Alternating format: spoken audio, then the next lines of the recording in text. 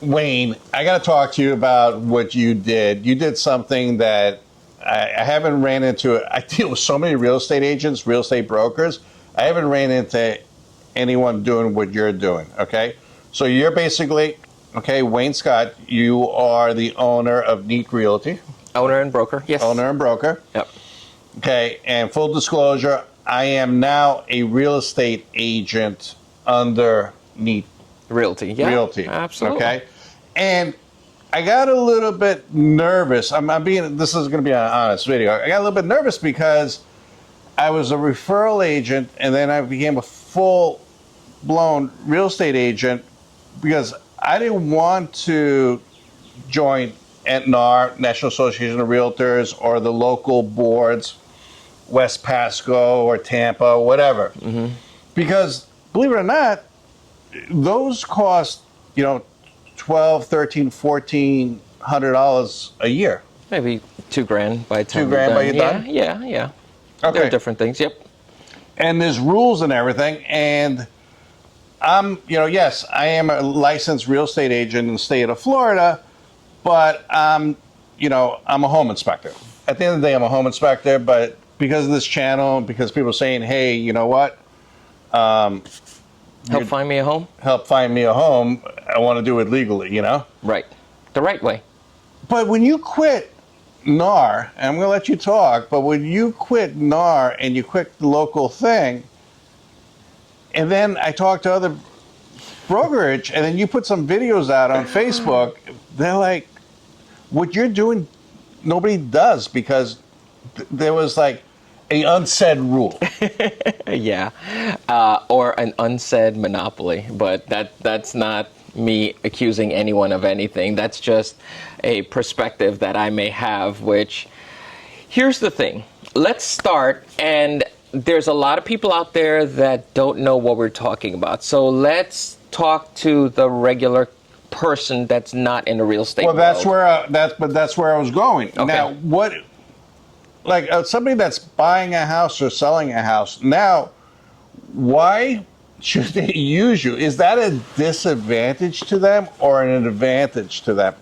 Because I was talking to somebody about you, because we get so many people that call or email because of this channel, and they said, well, now I saw Wayne's video and he quit. I mean, should I use Wayne? Is there a disadvantage? Because they don't understand. So I need you to explain it to people. And there's a lot of differences, quite honestly. And I think we have to embark on the journey of educating people and educating you guys out there. So let's start with what happens. What's the process for a real estate agent and what you go through? Okay, and you went through this. Yeah. Now you have to take a course, and you could do that in class or online, and that educates you, tells you about real estate world, the how things operate, the laws, what you're supposed to do. But right? my 2 cents on that one is, yes, that does do that, but it doesn't get you just because you pass all that and get your license doesn't mean you're a good real estate agent. 100%. We're not talking, we didn't even use the word good. We're talking about the process now. Okay. We're giving step by step. So if someone said, hey, I want to be a real estate agent, what are the steps? So you have to take a course, mandatory. And then you have to pass a test. And once you pass the test, then you're able to do your fingerprints, and then you go to the state. Once you pass your fingerprint and background and you don't have certain crimes in your history, you've got to be, all those check boxes have to get passed, and then you can sit for the state exam. Now the state says if you pass this exam, then congratulations, you're a licensed sales associate. What does that mean? It means you have to work underneath a broker. You don't make the rules. So if the broker loses his license, yours gets suspended till you're under a right broker. So you follow the rules. So if he's because I called to find out, because obviously I was doing my research. Good. I called. So if you're not part of a board, technically, from everything I want somebody to comment if you're a real estate agent, okay? But from what I understand, from what I read and people told me, if you're not part of a board, I don't have to be part of a board. Right. So, sounds like a club, right? A little bit, yeah. Sounds like if I join the club and they tell me because you joined the club, all of your friends have to join that club, otherwise we can't deal with them. Right. That's exactly what's happened. So as far as I know, there are probably one or two guys out there that have taken the broker's exam, which is another exam. So let's separate the two, sales associate and broker. There are two different licenses. The broker is the person that can hire sales associates. So if you want to sell homes, then you need to work under a broker. The broker runs the real estate business, and that business is managing the sales associates, and all the deals that happen, people really don't realize it. I don't care what company, and I'm not going to, mention any because I don't want any of us, being flagged or told, okay, we're isolating or picking on a specific company. Any brokerage that you think out there that is a franchise, once you join them, they're part of a board. And that board says, okay, in order to operate, here are our rules. Also, you have to join this other group, which NAR, National Association of Realtors. That has its own trickle-down effect. So I want to jump around a little bit, and then we're going to draw it back in. But NAR has recently got into some trouble. And this is where I get emotional and confused. NAR, National Association of Realtors, says that, hey, anyone that joins us has to take a mandatory ethics course. And that ethics course teaches us what are the right things to do, morals, all that stuff. This is how we treat the client, the consumer, right? Is that bad? I'm just throwing it out there. Is it bad?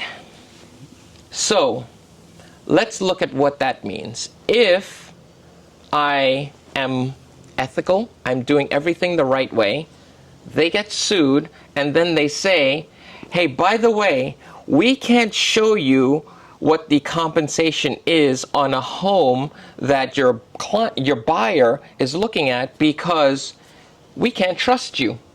How can I tell you be ethical and then tell you in a second sentence we can't trust you to look at that because you may think the compensation on one home is more, so you're going to steer. I thought the ethics course told us not to steer your clients and your buyers that way. So which is it? Where are we going? Why can't you make up your mind? Why do you capitulate and settle to this lawsuit? Because the realtors, every person that pays a board membership is paying NAR. So NAR is supposed to protect you. They're supposed to insulate you. They're supposed to come out with rules that protect you. But in the next statement, they're saying, oh, because there's compensation written there, we can't trust you guys to guide your customers the right way. And let's go back to the beginning. When you pass that test with the state says, you're licensed, you've checked all our boxes. You can go out there and you can sell as long, because you just took the test, you have zero experience. As long as you work for someone who's got experience. Why does a broker have experience? Two things. The older brokers, they had to be in business for about a year as a sales associate, meaning you held your license active, working for someone else, and you learned the ropes. Right now, it's 2 years. You have to be out there working 2 years, and I worked 2 years, and I did sales. I was a list agent, I was a buyer agent, I did property management. So I did a lot of things before I took my broker's exam. So I have experience. Now someone can work under me. So that's the structure. In other words, when you get your license, they want you to work under someone that has experience. So you don't make mistakes and you don't jeopardize that person who is purchasing or selling a home by your Well, inexperience. it's true that at the end of the day, you're responsible for your sales associates in a Yes. sense. You obviously Yes. you have rules for them, that they Yes. have to follow, or you're doing it, But at the end of the day, they're a tool of yours also. So let's go back and understand there's a couple of categories. Now, you said it right, and people need to tie two things together. And I've explained this to a lot of people. As the broker, the one with the experience, and I'm guiding that agent through the process, because I'm taking on that responsibility, I'm being compensated. In other words, Right. I get a cut from the work that they're doing. If this agent decides, hey, I'm not doing this anymore, I don't want to do real estate, and walks away, that person that's selling their home, they don't have to worry because it's my responsibility to pick up that contract and continue it. Technically, every sales associate, when you sit with a person and you're like, Mr. and Mrs. Seller, I'm going to do this. They're representing themselves, but that deal belongs to the broker. It does not belong with them. So the broker could say, you know what? I don't think that they're handling this correctly, and they can take that away and assign it to another agent. Does it happen? Rarely. Sometimes the seller would say, hey, I don't feel that this agent is really doing all the things that we've asked them to do to sell our property, and they'll call the broker. And at that point, the broker will try to fix that or will take over that responsibility. The broker is the person that's in charge. Yeah, okay. So, and a lot of real estate agents that I've spoken to, quit the industry because they don't want to pay the NAR fees, the local fees, and all that stuff. Because almost a lot of real estate agents never closed a deal. Okay, the whole year, it was almost 1,849,000. I don't have the numbers in front of me. They didn't close one deal last year. But there's a lot of real estate agents out there that close maybe 2, maybe 3 a year, and they're like, this isn't worth it to me. I don't know. Right. So that's the perfect real estate agent for you, plus heavy hitters. But at the same, you're trying to help out those real estate agents that are the 2s and 3s every month. This is the way I feel. You tell me if I'm correct. But answer that if it's correct. But at the same time, what is the benefit of somebody going to you now as a buyer or a seller? Can you still Okay. list their houses? Yes, Can yeah. you still do this? Yeah, so I'll get into that also, but let's address the clientele as far as agents. Yes, I can assist those and make it easier for those agents that do few deals. That's going to be a benefit to you guys. You're not paying a board, and you're not paying NAR, and you're not following their rules and whatever they come out with as far as their changes. And they can't join them either, can they? Can they join the board? If you're not on the board, from what I understand, what somebody's No. saying, if you're not on No. the board, I can't join the board. No. And here's the thing, that you probably can join the board in a limited capacity, Yeah, maybe like as an affiliate affiliate, or stuff a like business. that. That's what they told me. Yeah, exactly. There's a limited capacity. I'm not saying that you can't join the board, because that's not, there's degrees. There's Yeah. different categories of being part of the board and what the board offers for that. Right. Either way, it's an expense. Maybe you feel that's worth it in your business to do, and you can go right ahead. But as far as what I looked at it as more of the right and wrong. If I'm looking at this organization and saying that you're really selling us out, you're really not sticking up for us as individuals and respecting us the way you wanted us to be treated, then I'm more of stepping away from that and giving others an opportunity, which, you did your research, and quite honestly, I didn't find anyone else that's going this path, which is very interesting, that I may be the first one on this journey and going this way. But let's take an experienced agent. If you're an experienced agent and you don't use any of the resources of the board, and you don't use anything from NAR except for paying them a fee to work and operate, then I'm putting more money back in your pocket. And if you're experienced and you need very little from me, then it's a good fit. If you're inexperienced and you're now coming out of the gate and joining the business, then you're a good fit for me also. So it really depends on, it's the best of both worlds. It is the best of both worlds. And there's one part that I think is very, very underrated, that makes me absolutely the best for most people in the real estate world. Now, real estate agents that are part of the board no longer are able to list buyers brokers compensation on their listings because they're part of the board, which is part of NAR, and that's a NAR rule, and it trickles down.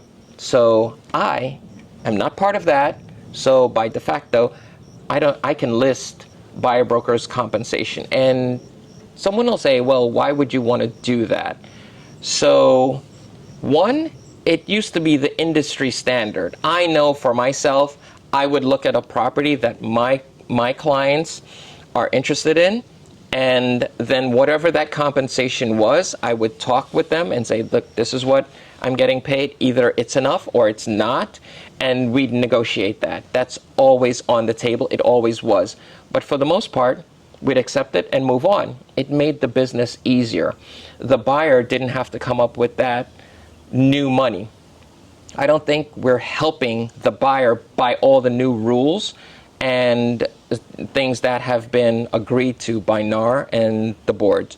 So for me, when I'm looking at who I'm really protecting, I know it may appear that I'm advocating for agents, but I'm really trying to protect the consumer. And I don't think they're the ones that are really benefiting from all the rule changes. Do you know how confusing it is for someone who sold a home 3 years ago to now hear all of the different things that have happened?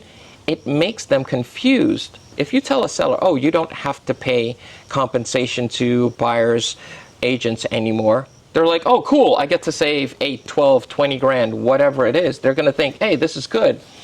What that does is it limits your pool. I hope that conversation is happening when you say you don't have to, but it's strongly encouraged to do so, because the buyer on the other side, let's say they have $20,000 and they're trying to buy a $300,000 home.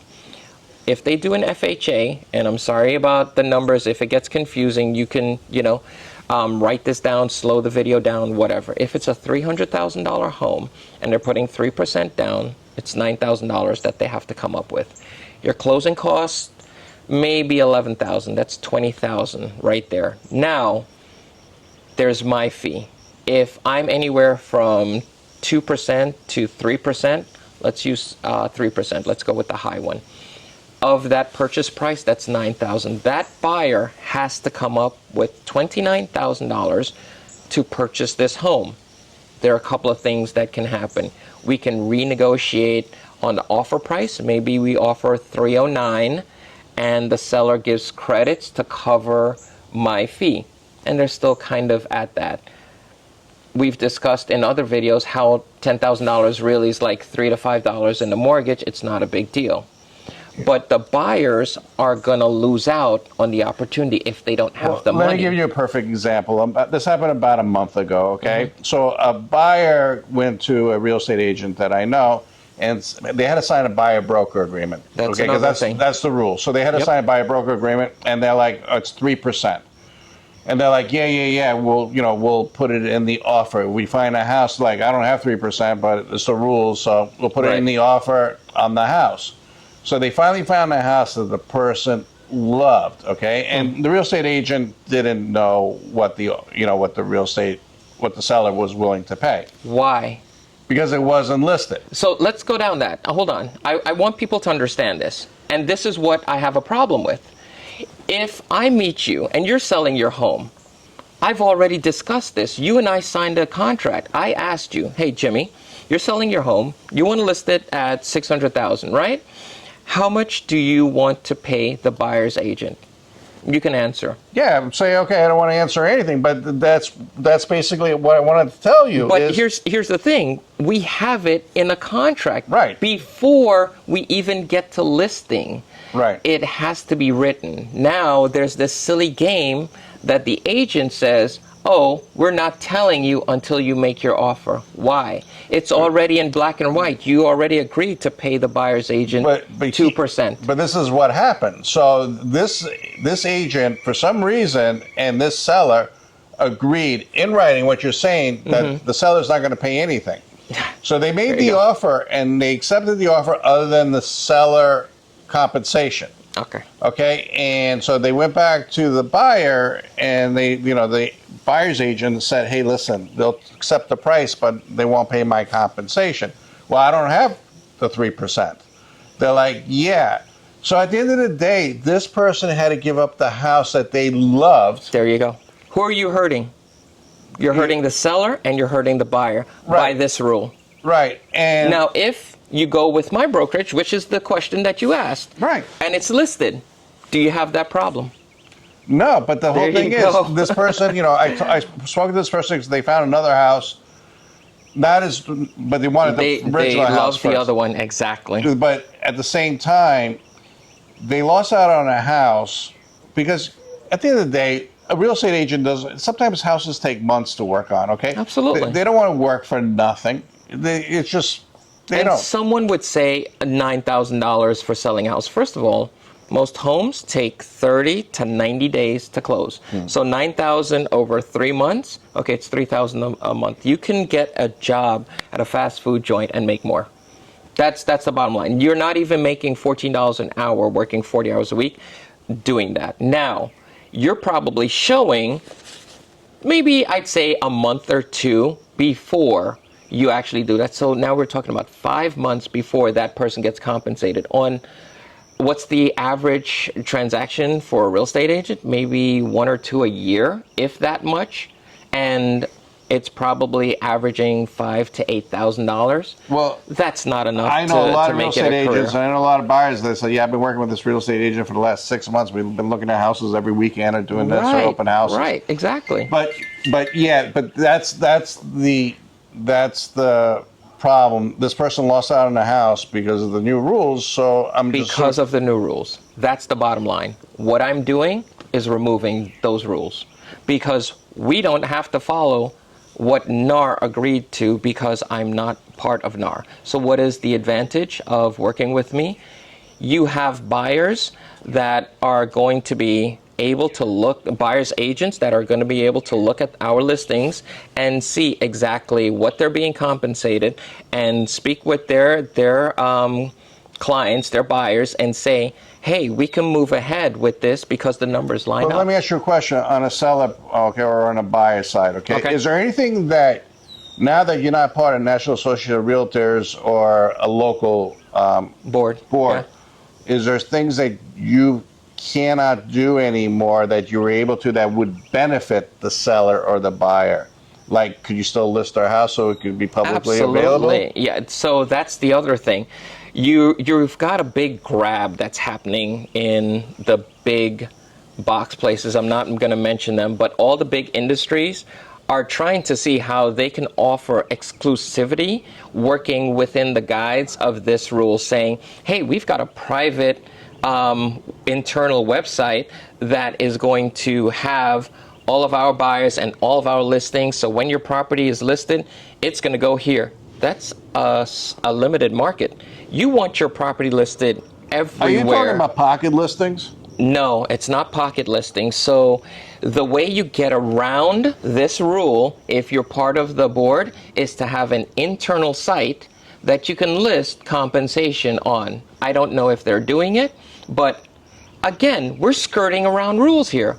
I'm just not playing by any of their rules because their rules But you're not breaking any laws or anything. And that's the thing. I am 100% compliant with the law. So the law is, if you're the law we trust is DBPR. That's the governing body. Yeah, that's the governing body. So whatever they say is what we do. And when you're licensed and you've passed the exam, you've done everything, you need to be active, which means I need to hire you. So I take your sales associate number, I put it into my business. My business has to be registered. It has to go through all this paperwork with DBPR, which I've done already. And then you're able to talk about real estate. Now, let's say for whatever reason you're in the referral. As much knowledge as you have, Yeah, I can't say that, son. you can't talk about real estate. Why? That's the rules for DDPR. Folks, it is a world of lunacy that they've created, and you can choose to be part of it or you cannot. And I chose Do you know not. how many times when I was a referral agent, people ask me questions, I'm like, yeah, I can't answer that question. Right. I'll answer anything about home inspections. But this is what we shouldn't be living in. We shouldn't be living, especially from the organization that teaches you the ethics and the morals. You asked that question, is that a good thing? Or is that, it's a good thing, but I can teach you the morals and ethics too. Hey, when the customer comes in, I want you to be honest in dealing with them. Yeah, but that's it goes beyond real estate. You have to be a morally and ethically good person and 100%. other aspects Just of life because too. you're part of this organization does not make you that. Yeah. And that's the big thing that, people are pointing to and saying, "Oh, I want to deal with an ethical agent." And folks, they're people, okay? In every industry, across every ethnic background that do things the wrong way, and then there are people that do things the right way. We want to do things the right way, and this is the path that I've chosen. So I wish you the best on this. you gotta hope that it's for the best. You work for me. I know. I mean, you're posting every day on Facebook, and this Yes. is probably going to be on Facebook too. Yeah. So people understand what you're doing. But since you're a trailblazer, and the whole thing is, if you prove, a lot of people are watching you now. I don't know if you realize that. No, I but didn't. but a lot of brokers, mom and pop shop brokerage, boutique brokerage. And I'm not talking about franchise. Mm-hmm. The boutique ones are following you because they're going to see you're the trailblazer, and obviously, I really do hope it works out. But Well, let keep me us say informed. this: for those that are watching me, let's join, let's unite, let's get together, and we could do this together. But they'll reach out to you if you have questions. All the real estate agents. Absolutely. I am not gatekeeping any of the information that I've learned or the process, whatever you need to know, because this was so hard for me. And I want to help you. So if there's any questions that you have about, how, first of all, everyone has this crazy question, like, how are you going to list my property? We have multiple listing services. We have MLSs out there, and you can use them. Even if you're part of a board, you could still use those others. There's so much information that people just don't know. Yeah, and they talk to because each other they're too. in this bubble. They all share the information. Of course. Why wouldn't they want to? Look, I don't pay the Z or the R or the H, anything different to get my property. Once I put it in the MLS, then the MLS, they scoop it. Why? Why do they scoop it? Because they want you to have a home. They want you to see this because they want a piece of that transaction. If they advertise, if they get the traffic, they're not going to turn away from this. So, quite honestly, we're probably in a better position than others. So let's do a follow-up video in a couple of months. See how it's going. Yes, exactly. Let's do that. Well, I appreciate your time. Thank you so much. Thank you for, getting these questions out there. I can't ask myself these questions, so that's why I really appreciate Jimmy's thoroughness, his honesty. I did my research. He dug up, and Yeah. he wanted to make sure that, hey, is this legit? And I don't get offended by that question. I was upfront with you about it. No, it's the point is this is such a area that no one's gone down. I couldn't find answers on it. I had to go step by step digging and asking, and I've called DBPR and said, hey, can I do this? Do I have to do this? What happens if I do this? So there's a lot of hesitation out there because it just hasn't Because been people done. got so used to it. Yeah. They got, And I they don't got used want to the that. game. Yeah, and I don't want to be part of that. Now, agents that have questions, or maybe you want to partner and come and work under us, reach out to me.